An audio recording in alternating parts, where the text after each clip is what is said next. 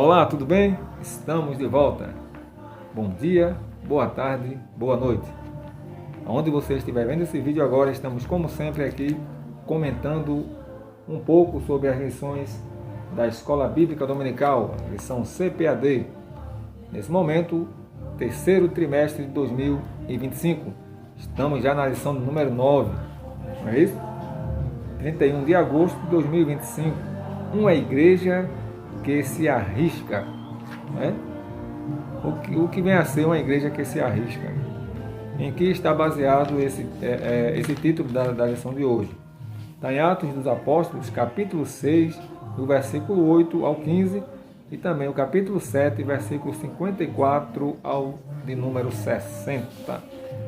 Está aqui elencada a história de Estevão, um dos 7 diáconos que foram dado à igreja ou colocado à igreja para servir a igreja, né? Na diaconia, que todo mundo já sabe o que é, e a diaconia é serviço. Então, diácono não é um cargo de prestígio, mas sim um cargo de serviço ou uma função, né? Muito bem.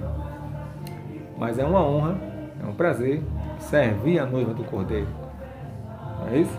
O textual da lição de hoje está em Atos capítulo 7, verso 55. Mas ele quem? Estevão, estando cheio do Espírito Santo, fixando os olhos no céu, viu a glória de Deus e Jesus que estava à direita de Deus. A verdade prática vai dizer: a igreja foi capacitada por Deus para enfrentar um mundo que é hostil à sua fé e valores. Muito bem, a leitura diária é de segunda a sábado, temas importantíssimos para o nosso enriquecimento espiritual. Temos aqui os hinos sugeridos pelo autor da lição, lembrando que é só na lição de professores, tá bem? A lição de alunos não tem. 3 hinos sugeridos para começar. Como na Assembleia de Deus, nós começamos com 3 hinos congregacionais, principalmente da harpa cristã, né? E são 418, 509 e 515 da harpa, né? Muito bem. Temos aqui 3 objetivos na lição de hoje. Primeiro, elencar os desafios enfrentados por Estevão ao ter a sua fé questionada e como isso reflete na experiência da igreja hoje. Segundo ponto, temos que mostrar a defesa da fé feita por Estevão e sua aplicação para os cristãos na atualidade. Em terceiro ponto, temos que refletir sobre o martírio de Estevão e a importância da perseverança, não é isso? E fidelidade à missão da igreja. Qual é a missão da igreja? A missão da igreja é pregar o evangelho. Jesus disse: ide por todo mundo. Fazer o quê? Discutir política? Fazer o quê? Sou esquerda, sou direita? Fazer o quê? Pregar o evangelho de Jesus. Não é isso? Vamos deixar isso para lá, né? Um abraço aí ao pastor Oziel. Deus abençoe. Vamos junto. Muito bem. A lição de hoje, como eu havia falado, tem uma palavra-chave que nós vamos dizer agora. É a palavra martírio. O que é martírio? Quando alguém dá a vida por uma causa, não é isso? Você pesquisa e você vai ver. Então, alguém corre o risco, né? O risco, mesmo tendo a sua vida ameaçada, e de repente chega até as vias de fato.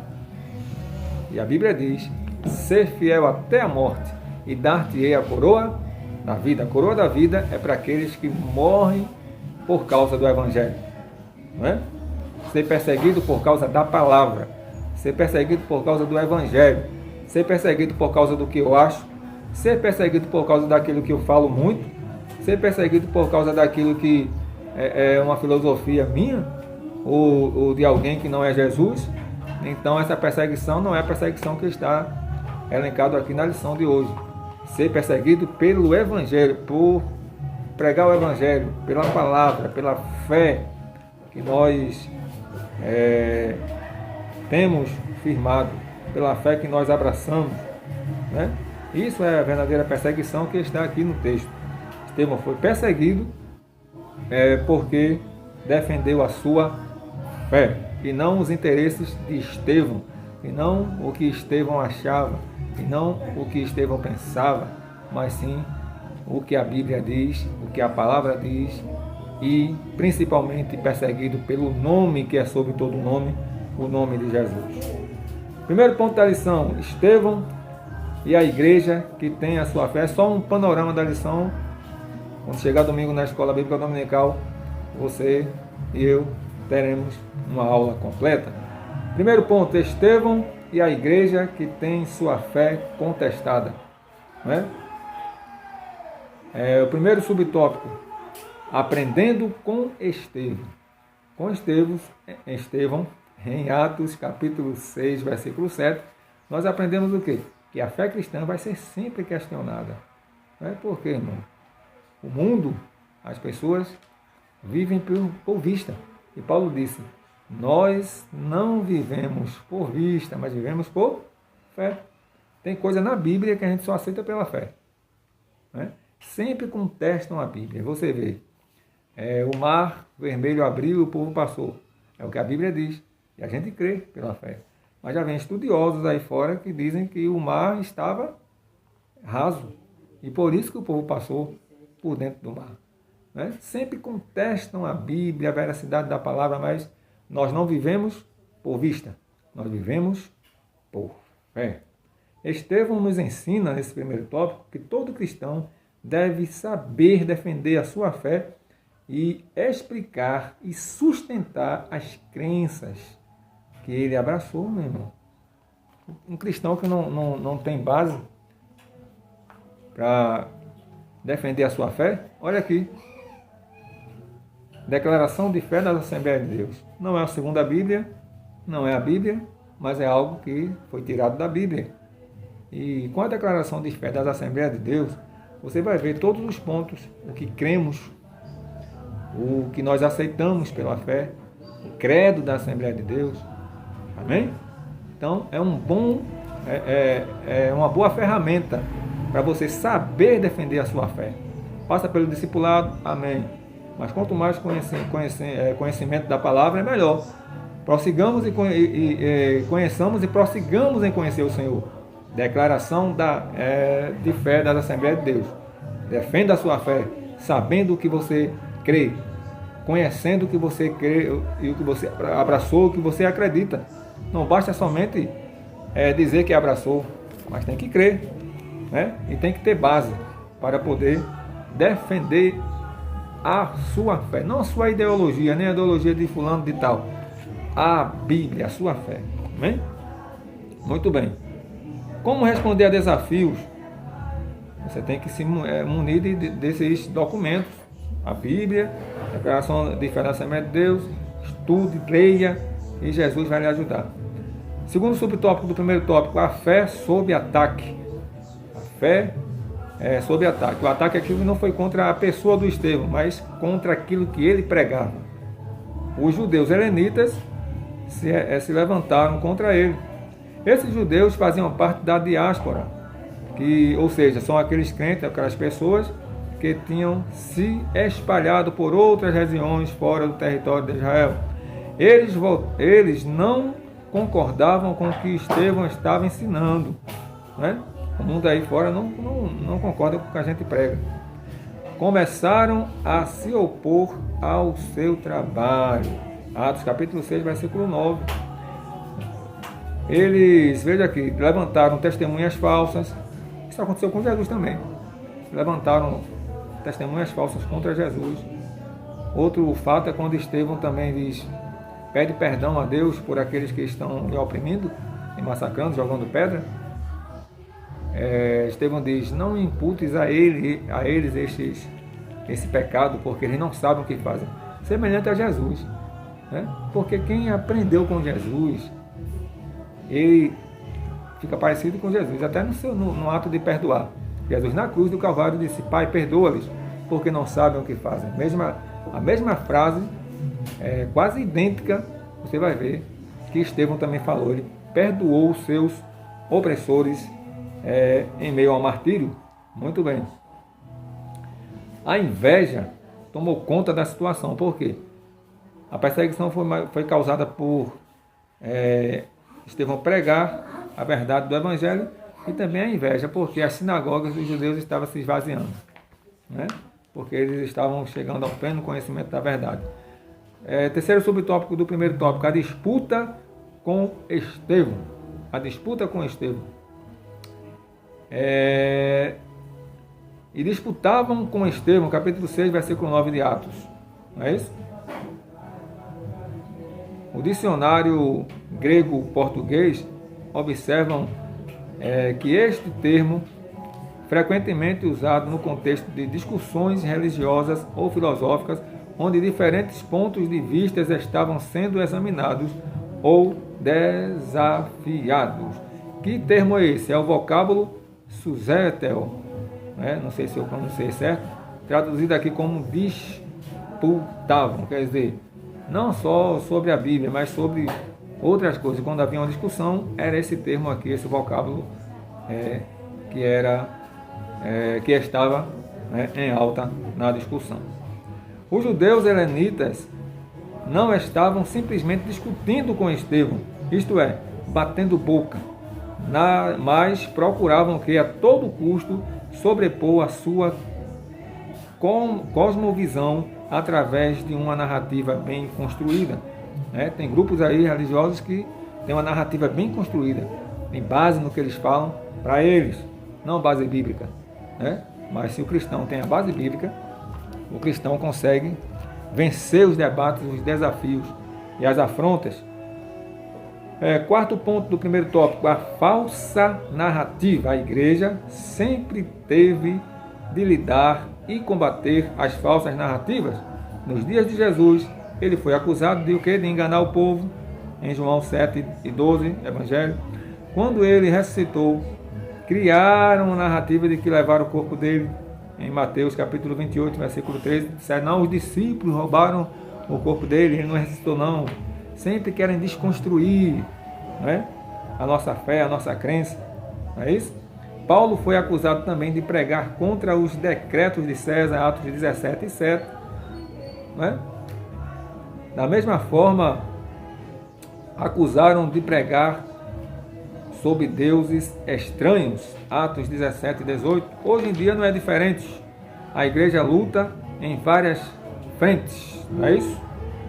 E querem minar o testemunho da igreja e desacreditar o testemunho da igreja. Segundo tópico da lição, Estevão e a igreja que defende a sua fé. Deus na história do seu povo. Primeiro tópico, subtópico. Estevão é conhecido como o primeiro defensor da fé cristã. Veja, ele fez uma defesa apaixonada da fé, usando a própria história do povo de Israel. Uma defesa apaixonada da sua fé. Não uma defesa apaixonada de homens, de seres humanos. Veja que algo interessante, o autor aqui foi bem feliz nessa frase. Estevão fez uma defesa apaixonada da sua fé. Me permitam, com todo respeito, Estevão não defendeu aqui homens, líderes, como se defende um time de futebol, um jogador de futebol, não. Estevão defendeu aqui apaixonadamente a sua fé. Aí alguém diz, eu defendo, não, olha, defenda a sua fé. Não, mas eu faço parte, não, defenda a sua fé. Porque nós fomos chamados para pregar Jesus, para falar de Jesus, respeitar a liderança, mas também defender a nossa fé com paixão, pelo nome de Jesus. Ele não apenas mostra como Deus sempre agiu na história do seu povo, mas também revela o propósito principal dessa história, é provar que Jesus é o Cristo. Não tem outra conversa com Estevão. Ele usou a história do povo para falar sobre o Deus do povo e mostrar que Jesus é o maior e Jesus é o mais importante. Estevão menciona grandes nomes como Abraão, José e Moisés, destacando que todos eles estiveram e viveram na esperança de ver o Messias. Então observe, grandes nomes na época, Moisés, hein? Abraão, José do Egito ou no Egito, grandes nomes ele elencou, mas ele apontou, ele disse, eles são grandes nomes, são pessoas influentes da época passada, do Velho Testamento. Porém, eles se rendiam à esperança de ver Jesus. A pregação tem que ser cristocêntrica, não é? E a paixão tem que ser por Jesus e pela palavra e pela defesa da nossa fé. Quando os crentes entenderem que nós temos que defender a nossa fé, né? Não ideologias e não simplesmente homens que admiramos, né? Nós temos que defender a fé, abraçar a fé, né? Louvado seja Deus. Muito bem. Segundo subtópico do segundo tópico, corações endurecidos. Estevão disse, homens de dura cerviz, incircuncisos de coração e de ouvido. Veja, ele estava discutindo contra pessoas de coração endurecido e dura cerviz. Dura cerviz quer dizer da cervical. É aquilo na coluna, aquele que não se dobra. Não é? Nariz empinado. Não é? Mas Deus ainda quebra pessoas de dura cerviz. O Senhor tem todo o poder de tirar o coração de pedra e colocar um coração de carne. Muito bem. Olha o que diz aqui.